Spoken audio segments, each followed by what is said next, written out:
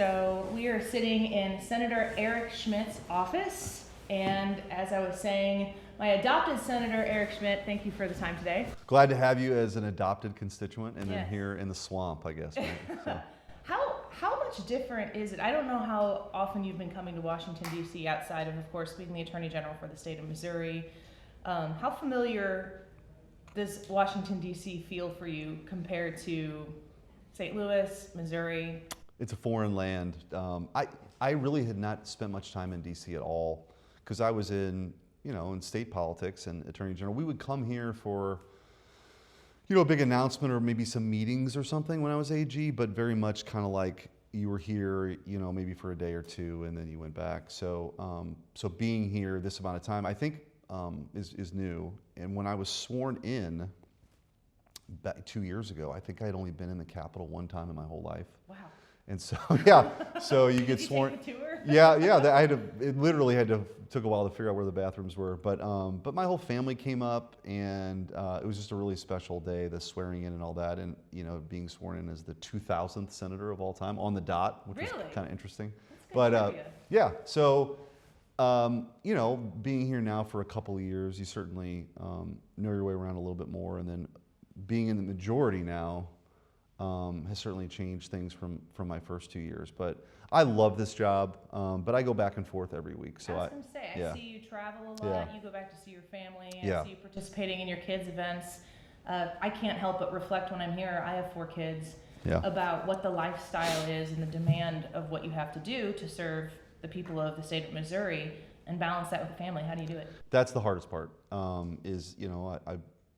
my kids I have Steven, who's 20, with special needs. I've talked about that a bunch, and then a 14-year-old and a 16-year-old daughter. So the most important job I'll ever have is being Jamie's husband and my kid's dad. So you just try to balance it all. So when I'm home, I'm like volleyball dad for Olivia and helping Sophia with projects. She's a junior in high school. So I love that. And so I get up here as close to the first vote as I can on Monday, and then when we're done at the end of the week, I get back as fast as I can. So. All right, let me ask you a dad question. You said it's the most important thing you do. And I'm saying this from personal experience last week. Kid is late on getting a project done. They need a late night trip to Walmart to get a poster board or something like that. Are you the dad that stays up and cares about that final grade and going to help make that come to fruition? Or is that like life lesson time? No, I would help. I don't know if that's a weakness or a strength. I don't really know. That's my question. I don't really know. Because I'm like, the grade matters. Yes. But at the same time, I'm like, Yeah, I think, so I will help, but then there's a lesson that comes with that too. It's like, hey, you can't wait till the last minute on these things. Knowing, by the way, that I'm sure I did that a bunch. And then even as a practicing lawyer, deadlines exist because that's the deadline, and you usually kind of wait until you get close to the deadline because the other things going on. But I don't know. I just try to be as present for them as possible. And I'm actually coming now to the very weird realization that, my time with them in the house, with these two girls, is limited. Yeah. It's not going to be long before. That's heavy. It is, and when they're young, you don't really, I didn't at least think about it in those terms, and so you just try to make the most of it, and I try to, talk to them about what I do, but also try to, I don't make this job like everything at home. Like I can't do it. I watch Cardinal games and get around and visit with people. But I think you got to make sure that they know that they're your priority when you're there. Yeah. And so being present with them is really important to me. And I try not to inundate their life with the political. I want them to have as normal of a life as possible. And they've done a really good job with it.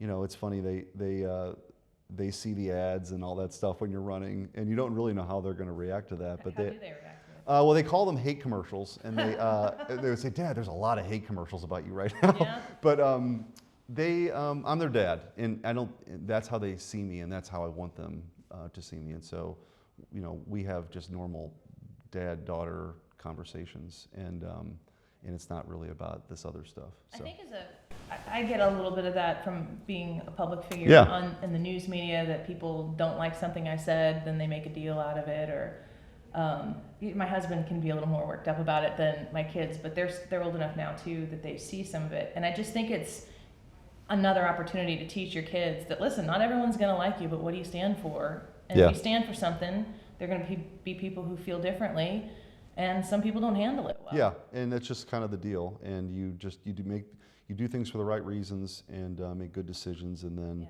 and I think honestly, my time as Attorney General probably really drove that point home for me from a leadership perspective, because these were the COVID times, and it was just sort of like you still look back and you can't believe they're boarding up basketball hoops and putting police tape around playgrounds. Yeah. And for me, I felt like even in the face of a lot of pressure to do otherwise, on the mask mandates or the vaccine mandates, I mean, we really led the charge on that. And at the time, if you go back in time, that was controversial, and now most people still see it for what it was. Yeah. But I think there are a lot of lessons to be learned there. I also think, just as a dad, you get people. There's the good and the bad, and you get people that certainly I appreciate say hello and thanks.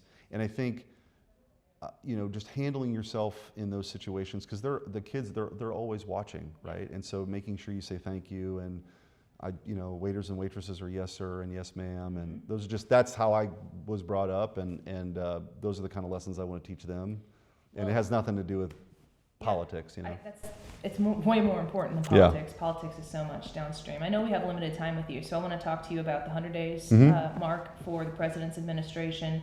You've served under a Biden administration, and you've served under a Trump administration. And I was at the press briefing this morning. Congrats, by the way. That's kind of neat. Wow. Yeah. That was wild. And Secretary Bessent was there. And if I had the opportunity to ask the question, I was going to ask him about the American dream, because I think boomers and the greatest generation had this idea of an American dream. Something changed. I was born in the 80s. I'm in my 40s now. I think that if the Trump administration gets the tax cuts made permanent, the DOGE cuts and spending reined in, made permanent, and if the tariffs work out the way he says they're going to work out, that there's kind of a revival of an American dream that I don't think that millennials like me, I don't think they think about the American dream. Yeah. You think that the president is on his way to doing that? I do, and I'm 49, so that's Gen X, that's what I want for my kids, right? Like at the end, look at what we were talking about most of this interview so far. Yeah. It's really our kids and making sure they have a bright future ahead, they can achieve things. And I do think that's what this administration was all about. I think seeing the previous 4 years, the direction we were headed, there's a reason why President Trump won the popular vote. There's a reason why he swept those battleground states, because he was talking about things that really resonated with real people. The bubble up here, the things that are like top of mind, it's generally not the case. When I go back home, people are not having the same conversations that they are here, which I keep that with me. I think that fuels me every day to be that voice for the people in Missouri, like this common sense agenda. And that's what this is. So look, whether it's energy policy, no country in the history of the world has ever declared war on their own domestic energy supply. That's what Joe Biden did. No country really in the history of the world has opened up their border to just anybody, unvetted, 15 million people here illegally. It was crazy. And I think what happened was these people who were generally writing white papers found their way into key decision-making positions in the Biden White House. And President Autopen was he wanted to kind of have a legacy as the next FDR. I mean, he talked about this, and it was the most radical administration we've ever seen. So really what President Trump is doing, I think it's hitting a reset. You've got these tax cuts that we need to make permanent. That would be a $4 trillion tax increase if we don't do that. He ran on that. He talked about energy. And also on trade policy. The reality is, after World War II, we had priorities. We wanted Western Europe and Japan to get back on their feet. So we were determined to beat Soviet communism. So they had certain advantages in trade deals and sort of things that we allowed to take place so that ultimately we would win the Cold War. After the Cold War, though, nothing changed. Those still unfair trade practices that inhibit our markets, our goods and their markets still exist. No president has had the courage to stand up and say, you know what, treat us fairly. Yeah. This is an outdated model. And I think when we do that, the net of all of this is going to be these trade barriers and unfair trade practices that other countries have just sort of done and gotten away with, they're going to come down. And so you've got energy policy, you've got regulatory reform, you've got trade policy and energy policy. All that stuff will matter for real people. There have been 90,000 factories that have left since NAFTA. And so I just think of the community that I grew up in, North St. Louis County. You know, it was very blue collar, overwhelmingly Democrat, by the way.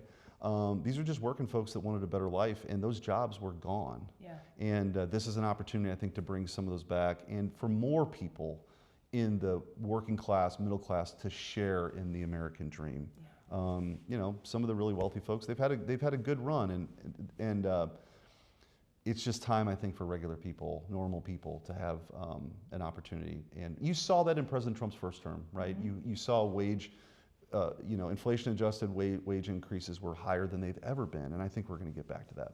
Well, Senator Eric Schmitt, I'm very grateful for your time. And you know, as we started this interview talking about our families and our kids, it's all about the future.